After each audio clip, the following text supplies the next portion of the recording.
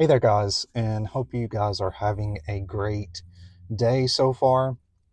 It's technically morning right now when I'm recording this video. So, in today's video, I was really kind of going through different topics that I wanted to discuss this week, and there's been a handful of topics that I wanted to go over, and I was trying to find the best one that I could discuss.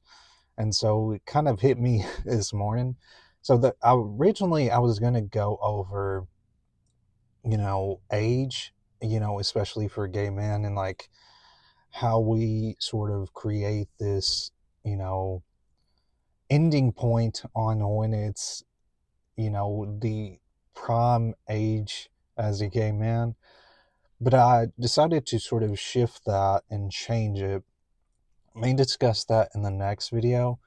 But on this one, and what I wanted to go over today as, a particular topic to dive into, um, kind of really hit me this morning. And I kept thinking about it and thinking about it because of how much it's really, I guess, stuck with me a lot, um, especially throughout the years growing up. So what I wanted to go over today is basically about, you know, learning how to deal with homophobic comments that can be said to you. So the reason why I think this sticks with me is there's been a lot of things that have been said to me throughout my life, especially whenever I was, younger in middle school and high school, that has stuck with me and really has been, honestly, I've tried to use the words that have said to me in a more positive manner. As difficult as it can be to, have the words that have said to me be used in a positive manner, I've tried to focus on that. So, a lot of times, whenever I was in middle school, because like I've mentioned, in middle school, I really came out. And there was a time I remember, and I still remember this. There's so many different moments that I remember that have stuck with me, not in a good way, but I've tried to use them as a positive. So there was one time I mentioned, I think a few times, that I had a bully um, in school that honestly I was attractive to. I was attracted to, in other words. And a lot of times, I don't know if I can say, the comments on YouTube, whether this will affect the video views or not, which I've said it in other videos. But one time um, I'd tried to invite this guy to church. I'd got his number from some friend, and I had reached out to him, and I asked him, would you be interested in coming to church? And he said something like, sent me a message. I still remember seeing the just look. I still remember it clear as day. Seeing the message that he sent, and it was basically, f off, faggot, or something like that. And I just remember how much it like really hurt me. Like I've had that word thrown at me so many different times. I can tell you how many times I've had that word said to me, even just being out in public. I remember, but he had said that to me, and it just really affected me. And especially in my younger years, when I think it hits you hardest, in your younger years, especially like when you're a teenager, because you're still developing as a person. And so you internalize a lot of stuff. And that's what happened with me. And growing up, and even still now, I've always been somebody who is a really deep thinker. Um, I've always been somebody who's, again, I'm more of an introverted type. And I was always somebody, and always am, have been, somebody who really thinks a lot about stuff. I've always been that type of person where I would internalize a lot of things and really think through a lot of things. And I've always been in my head, I guess, in other words. And so, I would internalize those things. And a lot of times the comments that were said to me, would sort of become negative comments that I would tell myself. And when I would get angry at myself, I would call myself a faggot, and so that's one of the bad things I think that happens with that is that, when you have those comments said to you, sometimes, like I said, they can become sort of words that you tell yourself, that you bully yourself with. But there are ways that you can, of course, use those words as a positive. And, I've tried to really use the negative comments and really, overcome them with positivity. And, I think that's how you have to do that. Now, like I said, there was many times where I did not feel comfortable in school. I had many times I was made fun of, not only, for, when I was coming out as gay, but I was made fun of for being quiet because I was always a very quiet kid at school. I didn't really talk much. And like I said, I was a very, observant type person. I was a deep thinker. And so I would always observe people. I was kind of that type of person that would kind of watch people, I don't want to sound like it's creepy, but I was just somebody who liked to observe people, and see how people act. And so I always was just very quiet, and so I was made fun of that too. Um, but, and again, I was a shy kid. Like, there's so many different things that, I was made fun of. And still, I remember too, whenever I was in elementary school, someone would call me crybaby or something like that. I still remember that. Um, so again, there's there's a lot of these things that we internalize, I think, that are said to us in our younger years. And I think it carries over into being an adult. And so even as an adult, I remembered there were times when I was like probably about 19, 20. I was kind of out on my own. I remember it was around the time when I was going to art school. And I just remember driving around. I used to sometimes I'd listen to Madonna and stuff in my car. And, I was pretty unapologetic with, how I acted sometimes. And, sometimes I would dress pretty eccentric. I mean, I was just being myself, that's just how I was. I was very open. If you see a lot of the pictures when I was pretty, younger, my early 20s, I was pretty, unapologetic with how I acted. And I don't think there's anything wrong with that. When you know, when you're able to be yourself, there's something that does change in you where you feel like you can take on anything. And that's how I felt. And that's kind of how I felt recently, after coming out again, is you feel like everything unlocks whenever you are not confined to this idea of how you were supposed to be defined by everybody else. So whenever, I was out and about at that time, even I remember times where I was just driving down the road and I remember there was this guy in this truck that would yell at me and tell me I was a faggot. Like, he would just scream at me from his truck and tell me I was a faggot. And I remember too, I remember going to a mall. I think I went actually in Nashville. This was been probably back in 2015, 2016. And I remember going to the mall, again, and I remember walking past this guy and he would call me a faggot.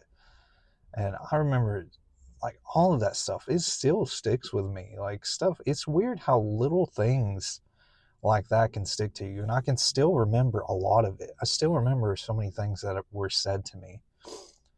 Like I've mentioned, like being in school, there's different things that just stick with you. And I think that's where, you know, and I think again, when we have all of that stuff and we internalize it, it does become something that can be really harmful, I think, to our mental health, and again, this is why I'm very passionate about really, caring about some of the younger kids, especially in school, because I know too well what that feels like, what it feels like when you are, singled out in a lot of ways. And that's why I've tried to donate to places who support, LGBTQ youth. And I'm so passionate about that because I understand the feeling when you are singled out, And so, again, even through those moments, I always try to stay level headed. But not only that, if I go back to when I was really young, I do remember comments that were said to me, and were not said to me, I should clarify, but around certain family, I'm not going to specify, too much. But I remember growing up, and I remember hearing a lot of kind of gay jokes, gay slurs that were sort of said. And it did, I just remember whenever things like that were said, I would kind of, would kind of hit me in a different way, I just remember a lot of homophobic things, thrown around whenever I was younger. And so, again, when you're a kid and you know that you're different and you know that something's, you know, it hits you a different way. It hits you a different way, and you feel like you're the one that they are talking about, even though they're talking about somebody else, or they're making a comment about something that's on TV or music or anything like that. And so that was one thing, I think that's something that a lot of people, especially, anybody who's straight, doesn't understand that feeling, especially when you're growing up, and you're figuring out yourself, and you're just feel like, okay, they're kind of talking about me, even though they're not really talking about me, but that they're talking about a person that's very similar to you. And I think that's really hard. I think, again, that's where, a lot of times with youth that are LGBTQ, again, they deal with a lot of mental health issues. And so a lot of that comes from, growing up. It comes from things that are said to you maybe in school, said to you out in public. Like, this stuff sticks with you. And like I said, even though I'm pretty much considered millennial, Gen Z, I'm kind of in between. I'm pretty much a zillennial, in other words, because I'm kind of on the cusp of being a millennial, or kind of on the cusp of being Gen Z. But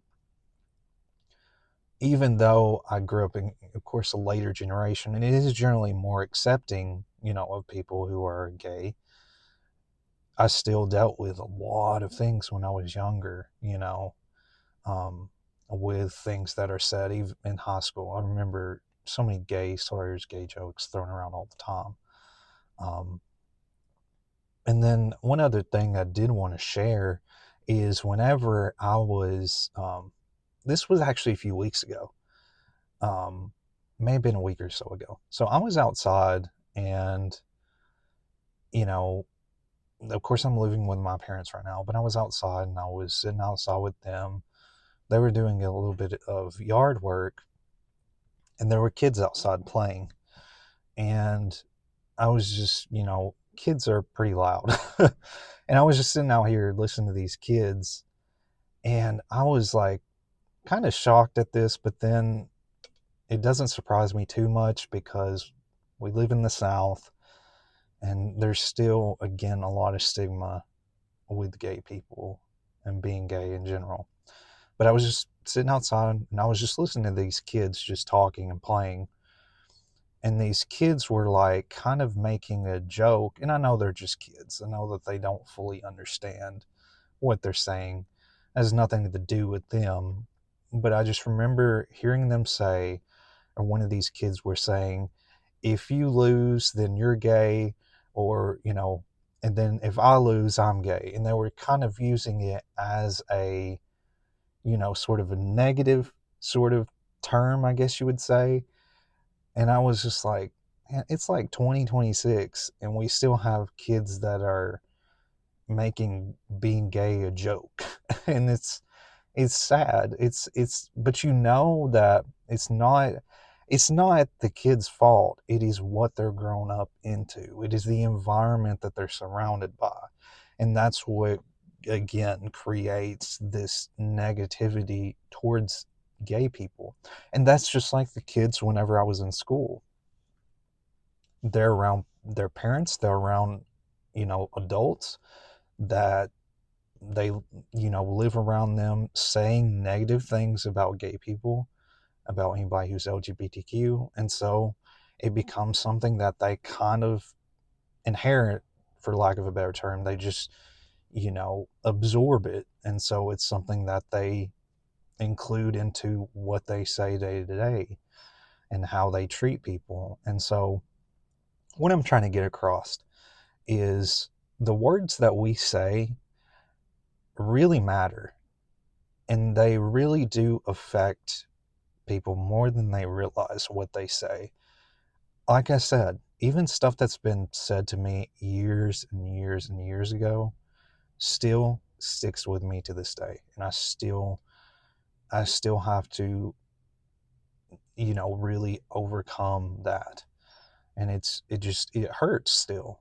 But you don't realize how long words, like just things that can stick with somebody, you don't realize it. But again, guys, this was something that I just kind of want to get out of my head. It was something that I was thinking about like early this morning.